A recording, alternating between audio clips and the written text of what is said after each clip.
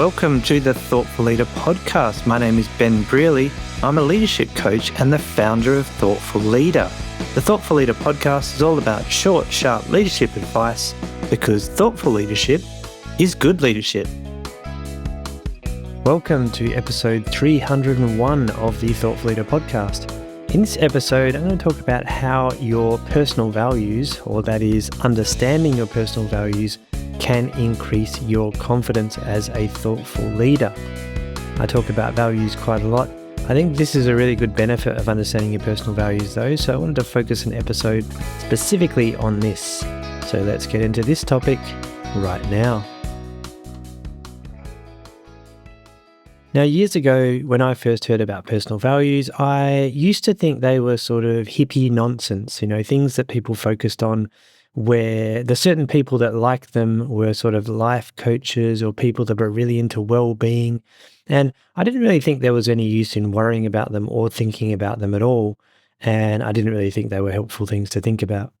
But over time, I've done a lot of work understanding my own values and how they influence my behavior and the way I respond to different situations. Now, I believe they're one of the most important aspects to focus on when it comes to leadership and life in general, which is why I now include them as part of all the coaching work that I do with all my coaching clients. It's that important. Now, in particular, I can see now how understanding your personal values can be a great help when you're trying to build confidence, which is often a common thing that thoughtful leaders want to be doing. So in this episode, I'm going to look back at the basics of values and then what they can do for you when it comes to building confidence.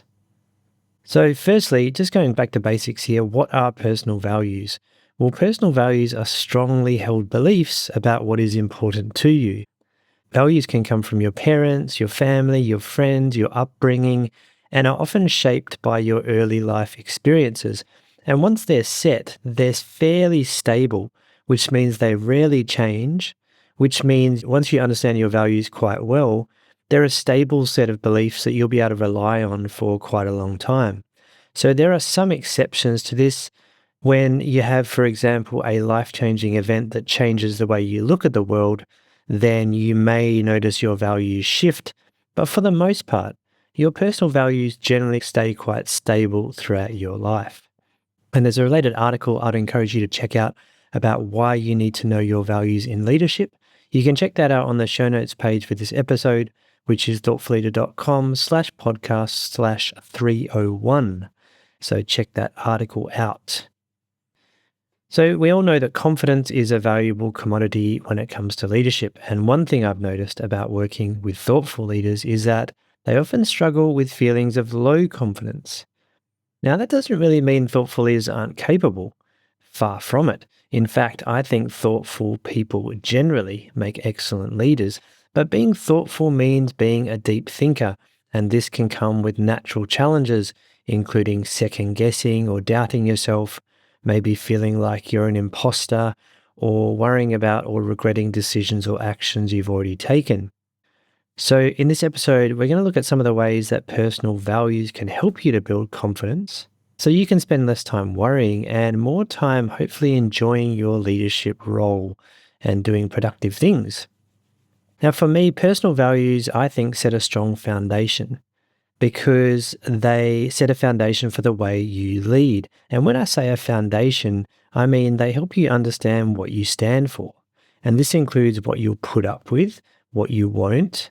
And I like to think of personal values as the roots of a big oak tree.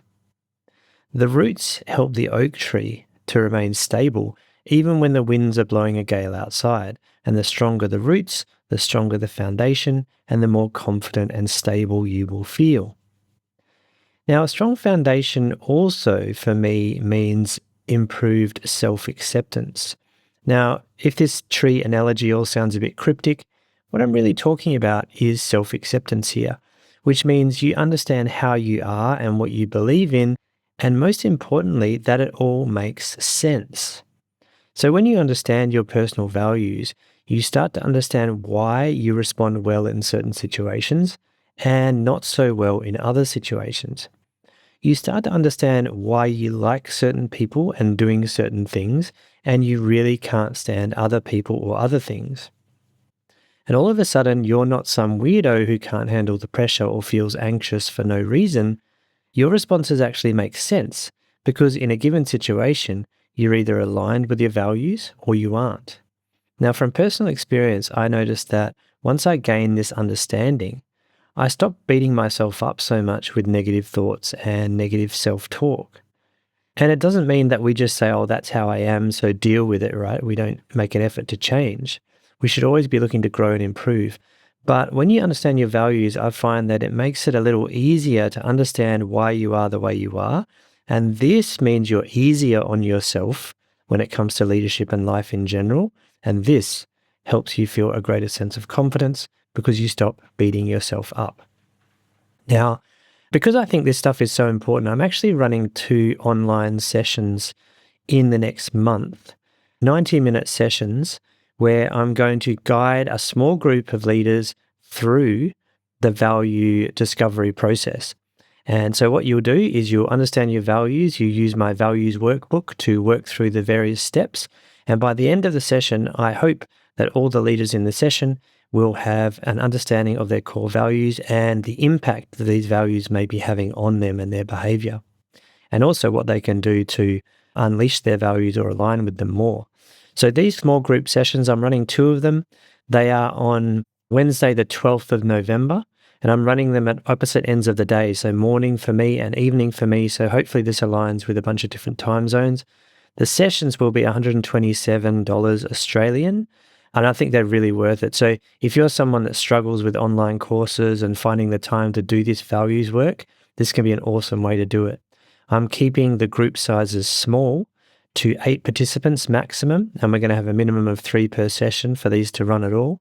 And so, yeah, I'd really encourage you to come along to that. The small groups, there's only limited spots, so I encourage you to get in, as soon as you can. So to join up on this small group session, you just have to choose one of the sessions, not both. They're 90-minute sessions online, and you can go to the show notes page where there will be a link to booking in for your spot in one of these sessions. So that show notes page again, thoughtfulleader.com/podcast/301. Okay, back to the episode. So the second reason that personal values can help you to build confidence is that they can help you make decisions. And one of my own personal values is what I call self-reliance. Now, I place a lot of importance in being able to handle things myself, to take care of myself, and to take ownership of the issues I'm having. Now, it doesn't mean I never ask anyone for help, but it does mean I prefer to be able to rely on myself when I can. And one way that personal values will help you to be more self-reliant, even if this is not one of your own values, is that they can be used to make decisions. And in leadership, you'll sometimes feel like you're going it alone. And the old saying is, it's lonely at the top. And no matter how many people you have to confide in or support you, when you make a decision, the buck stops with you. Now, personal values can be a great confidence booster because they give you a set of personalized criteria that you can use to help you make important decisions. Now, it's important to note here that this doesn't guarantee that you'll always make the right decision. But if you make a decision which is aligned with your personal values, it gives you a very good chance of feeling satisfied with that decision and experiencing less regret about the decision you did make. And yes, that's even if your decision was unpleasant and negatively impacted other people, because sometimes hard decisions are like that. Now, your personal values can be used to help you decide how to act as well as decide what to do. Now, this doesn't need to be too complicated. It can be as simple as asking yourself a question like, if I was aligned with my values, what would I do? Or if I was acting in alignment with my values, how would I approach this situation? So let's look at an example here. An example I'm going to use here is the value of empathy. So let's assume that one of your top personal values is empathy. Now, this means taking into account the feelings and thoughts of others or putting yourself in someone else's shoes. Now, if you had to make a decision to let someone go from your team because they weren't performing and you were living your value of empathy, you'd probably think about how they might feel to get this news. You might arrange the meeting in a private place where others can't overhear or see the interaction. You might listen a lot to what they say and let them put across their point of view. And you might arrange for a notice period so they have a few weeks to prepare for their next move. Now, you'd also most probably think about the impact on the other people in your team if you chose to do nothing about this situation. Now, this can motivate you to take action even if it's hard. So as you can imagine, you probably wouldn't feel great about doing this to your team member. And some of you might be thinking, well, these are things I would do anyway. I'd respect their privacy. I'd think about the impact on them. And that might be because you're quite empathetic people listening. But the point is, you can use your values as almost a guide to help you make sure that you're considering the right actions to take in a given situation. And this is all about feeling that you've done the right thing according to your personal values, even when sometimes those decisions are difficult. Now, another common challenge for thoughtful leaders is overthinking decisions or worrying about what you've done. Or you might find yourself second-guessing a decision or action, wondering whether you're on the right track. And your personal values can actually be an excellent guide in these situations. Now, going back to our metaphors, you might think of your values as a compass that helps you know which way is north. Now, if you've ever tried to navigate without a method of knowing where north is, you'll know how stressful it can be. And over time, you'll become more comfortable with your values and the feeling that you get when you are in alignment with them. You'll start to trust that they'll guide you in the right direction, even if you're having to make a hard decision or action. Now, another benefit of personal values when it comes to confidence is they can help you prepare. And as you understand more about your values and what they mean to you, you'll be able to use them to prepare for things that are coming up at work or at home or life in general. You'll have a better sense of the situations that are likely to stress you out or where you're likely to do very well. Not only that, you'll be able to adjust your approach to these situations to align with your values more closely. And it's important to note as well that not all of your values will be relevant to every situation.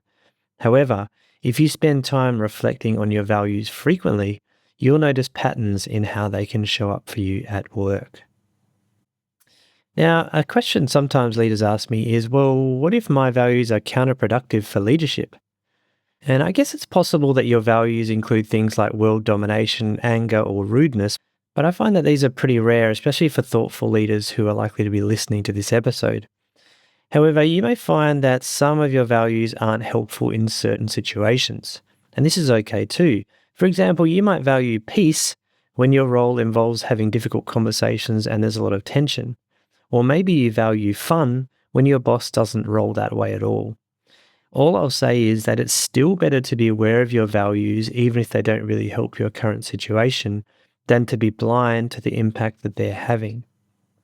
Now, over time, if you find yourself stuck in these situations, you might use your values to ask another question.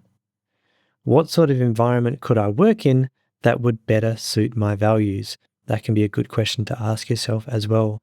And also remember, just because you have strong values in a certain element, it doesn't mean that you can't act differently. So for example, someone I was talking to recently said that one of her values was certainty. And she realized that that value actually is holding her back. And so she started to push herself more out of her comfort zone and embrace uncertainty a little bit more, because she knew that a value of certainty might restrict her, it might stop her acting because she wanted everything to be in place and understood. So just because you have a strong value doesn't mean you have to act in alignment to that value. And sometimes you might even act differently because you know that that value might not be helping you in a given situation. So, the question people ask as well is, how do I understand and use my values? And a lot of the times I find that in leadership courses, sometimes there's a values exercise where they give you a big list of values and they say circle the ones that are important to you. And then after that, there's really nothing, you don't really do anything with them. So this is why I'm recommending come along to these online sessions I'm running. I'm only doing 2 of them on the 12th of November this year, which is only in a couple of weeks' time. Once again, go to the show notes page, thoughtfulleader.com/podcast/301, and there'll be a link there to sign up for these sessions. It's a great way to get it done to understand your values and the implications they have for your leadership. And it's a nice guided process. It'll be small group sessions as well. So you can work with other thoughtful leaders and we can discuss things along the way in a nice sort of safe environment for that sort of discussion. So once again, thoughtfulleader.com/podcast/301. Look for the link there to enroll in these value sessions. I'm only running 2 of them, so get in quick because places are limited. All right. Thank you for listening to this episode. I really appreciate you taking the time. Hopefully, you're starting to appreciate the importance of understanding values in your leadership as well, because they do provide a very important foundation. So, as usual, and I keep asking this, and I know some of you will be saying, I've already done this. Please bear with me. If you can give my podcast a positive rating on Spotify or Apple Podcasts or your podcast app of choice, it would be very much appreciated. And if you've already done it, thank you. I appreciate it. I have seen the ratings start to improve and increase since I've been asking for them. So I appreciate that because it helps me get the word of this podcast out and help more thoughtful leaders just like you find it. So keep up the thoughtful leadership and I'll be back next week.